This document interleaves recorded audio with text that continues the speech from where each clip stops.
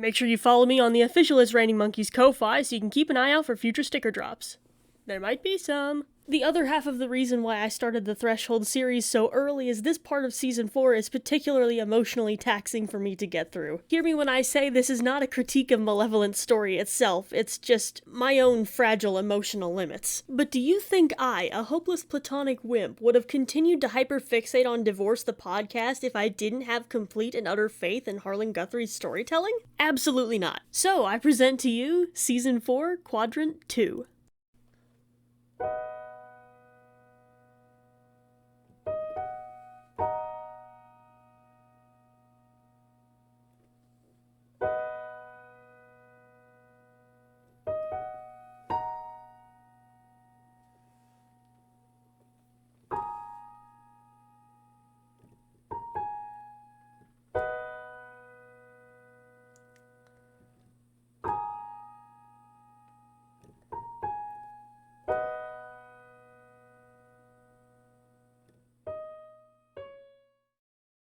Most of this emotional turmoil is because of Oscar. While Arthur was repairing his past relationships and creating some potentially devastating new ones, Oscar was doing the sleuthing for Hattie's case for him. And after going out of his way to help this strange man who just admitted to murdering 7 people, the same man asks him out of the blue if he has any regrets.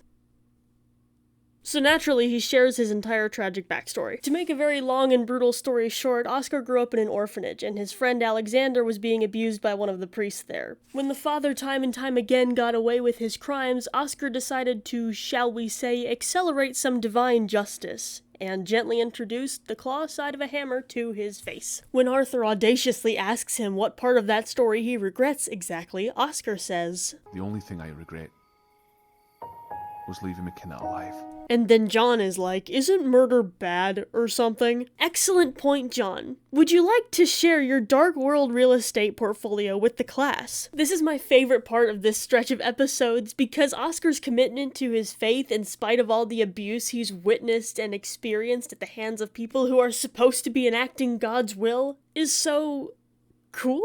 Because honestly, what I expected to happen is that Oscar would just be brainwashed into his own religion and be uncomfortable with leaving it, therefore giving Arthur's worldview of every religion being no better than a cult more merit. However, Oscar is blessed with critical thinking skills and a commitment to his religion that goes deeper than an institution.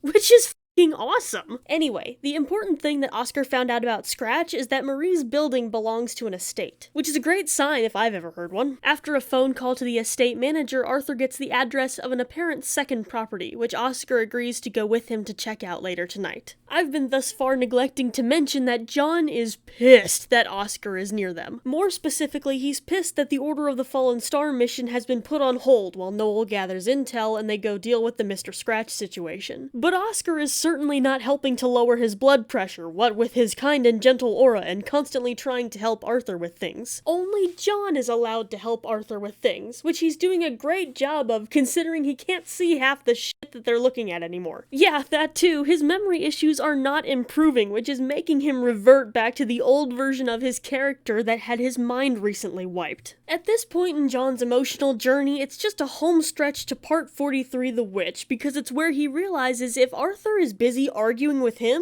he is not busy keeping them both alive. That's gonna be such a good episode to cover. But until then, I don't know what's stronger, Oscar's faith in God or Oscar's faith in Arthur. He is following this man, again, who just admitted to killing 7 people up to a creepy cabin in the middle of the night because they're chasing what Oscar has just theorized thanks to Arthur's freaky book of monsters he said he got from another dimension, that the thing they're chasing is the forgotten fragment of an elder god.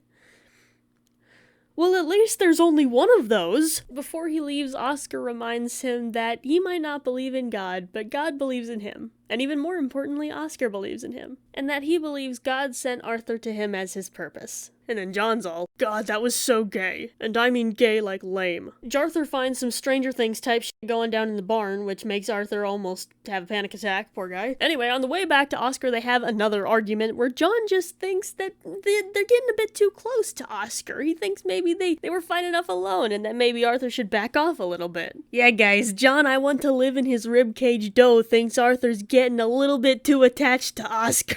But Arthur disagrees, so they all go to scope out the house together, which was a great idea. John misses that there's a basement door entirely. They discover that the upstairs bedrooms have been barricaded, and then Oscar disturbs the local wildlife inside the walls.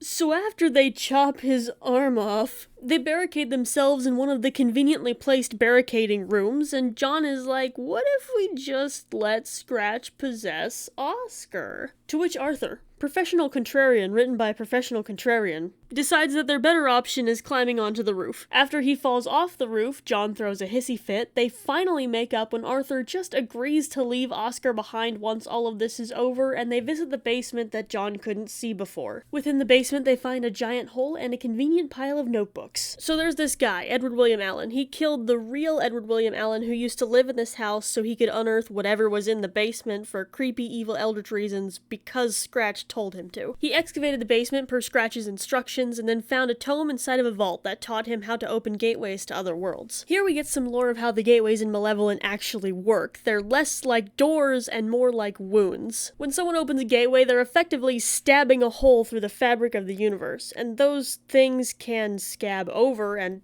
technically close, but they need some sort of incantation in order to be repaired properly. This is why in the barn it looks like there's no portal, but there are still evil eldritch maggots in the basement, and that's because Edward William Allen did a bad job at opening a portal correctly and then closing them properly. The words you have to say to open a portal are so precise that John describes it as written in musical notation. Which is cool as hell, but also a problem because Arthur can't read. On top of that, John is concerned that if they repair the tear while Scratch is bound to an object on the other side, like how he was with the book, Scratch will then be off the hook from wherever he was before, which not Edward William Allen theorized was some sort of prison. So what they land on their best option being is reopening the tear, tossing the stone in so Scratch is sucked in with it, and then fully repairing the tear correctly this time. Hopefully sealing Scratch away for good back in his eternal prison. Oh yeah, in order for Arthur to fulfill his end of the deal, Scratch gave him a stone with a little bit of his essence tied to it so that he could possess someone when Arthur put the rock on someone who's unconscious, or so that he could possess Arthur the next time he went to sleep. There is a lot more, but I'll explain that with the supplemental lore we get from Season 6 a little bit later. They decide that if they're going to do this and not royally mess it up, they're going to have to be perfectly in sync. So it's a good thing they had that really big argument earlier. That wasn't sarcasm, by the way. Their banter here is adorable. I love it when John uses musical terms to describe them. Oh my god. I think working together has saved us. Agreed. Well, then let's make this one count. Lockstep. Julian! When they recite the incantation, all the bugs that were previously dormant in the barn are suddenly not, and instead of being eldritch maggots, they're now giant wasps. Scratch shows up right before they toss the rock into the gateway, and Arthur delivers an absolutely crushing line, but the one that's better is the one that comes right after that. Arthur. It was a woman. What? I would make an Epic the Musical reference, but I'd get copyright struck faster than... Niche reference. Niche reference! John gets the feeling that in their journey to not mess something up and not let something roam free, they just messed something up and let something roam free. So I suppose it's time for all that lore, because I'm going to have way too much stuff to talk about come Season 6. Do you recall all the way back in Season 2, Part 20, where Cain called someone named Lilith a bitch? Well, this is she. Great old one of nightmares, and no longer fragmented. It doesn't matter why yet, but Cain tossed Lilith into the eternal pain and torment dimension some time ago, and Lilith used Scratch as a facade to speak to not Edward William Allen so he could get her out. Cain, however, wasn't just gonna sit back and let that happen, so he also started talking to not Edward William Allen, which is why he got suspicious and moved the location of the ritual and also set up a bit of insurance to make sure he wouldn't get possessed by Scratch. It's unclear who in the end tripped the failsafe in Marie's walls, but considering that Edward William Allen was still in one piece, I'm willing to bet that maybe Cain actually didn't do it. Speaking of in one piece, Lilith was not anymore, and what Arthur and John just did was make her whole again. I'm sure Lilith's presence in the narrative won't wholly alter the entire structure of the story in a way that I couldn't have possibly fathomed when I first heard her name in episode 20. After they get Oscar out of the house, made significantly easier by the lack of eldritch maggots everywhere, Oscar gives them even more information about the Freemasons that Daniel told him when he went to deliver his stuff to him at the hospital. As thanks, Arthur remembers the promise he made to John and tells Oscar they can't be friends anymore. God sent me you as my purpose.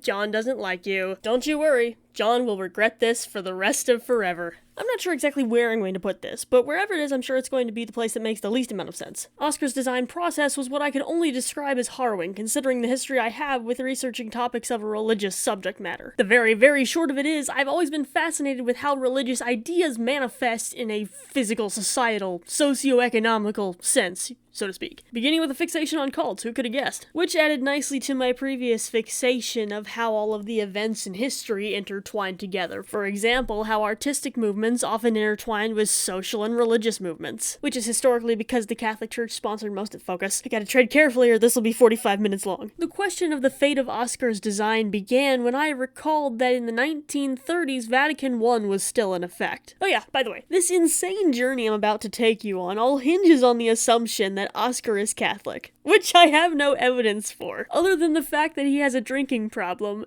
and Catholics are the only ones who are cool with that. I only recalled that fact after I did everything I'm about to describe to you. Alright, Catholicism crash course. The Vatican is the central headquarters of the Roman Catholic Church, and the Vatican Councils are the meetings they hold to decide on Catholic doctrine. For about 300 years, ever since the Reformation, which is where Lutheran and Protestantism came from, we were in the Council of Trent. But in the late 1800s, the Enlightenment movement brought some advancements in science and philosophy, which were beginning to challenge some people's faiths. Hence, Vatican I, which sought to clarify Catholic doctrine in the face of all of that, plus a couple of other social movements, such as rationalism. If you're wondering why exactly this matters so much and why he can't just wear normal priestly garb that we wear nowadays, it's because we're actually in Vatican II right now, which happened in the 60s. If you're still wondering why exactly it matters all that much, good question. I don't know. I was so certain getting into this that there would be some kind of awesome thing I'd be able to bring up about Oscar's design, but it turns out there's not. I spent days researching this, and the movement was cool and all. It was epic, especially how it tied into everything else that was going on at the time, but when you get into Vestments specifically,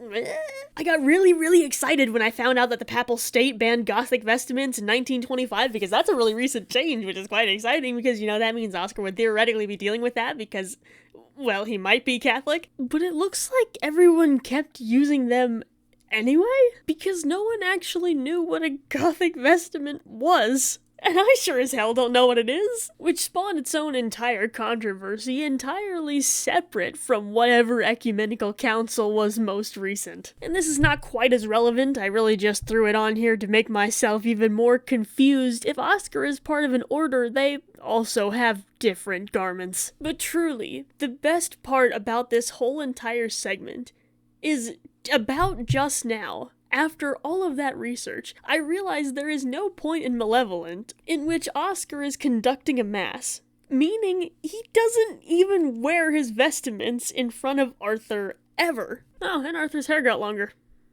if you were wondering. As for coming up with the actual look of Oscar, I just took Potato Lord's Oscar and Wolfie's Oscar and smashed them together. As for Lilith, I recently changed her design for the Threshold video, which did involve me getting rid of her feathers. Not only did it sort of awkwardly connect her to Cain and the Manager in a way that didn't really make sense, it also undermined her whole thing with humanity, where she doesn't really care about any of them, much less what any of their cultures or traditions mean. The original idea for her design is both she and Cain would be sort of based on indigenous monsters I grew up hearing about, but now I realize that she was more of an afterthought just because I projected one of those monsters onto Cain, which I felt was doing her a severe disservice. So what I ended up doing instead is what the rest of the fandom did after part 60 and make her look more owl-like, which I like much better and I think will be a lot more fun to draw in season 5. I think this far into the narrative is where I finally started doodling and taking notes while I watched the episodes, and it looks like I tried to draw Oscar once before giving up because I was still reeling from the Butcher episodes. I suppose I should comment on the animated segment.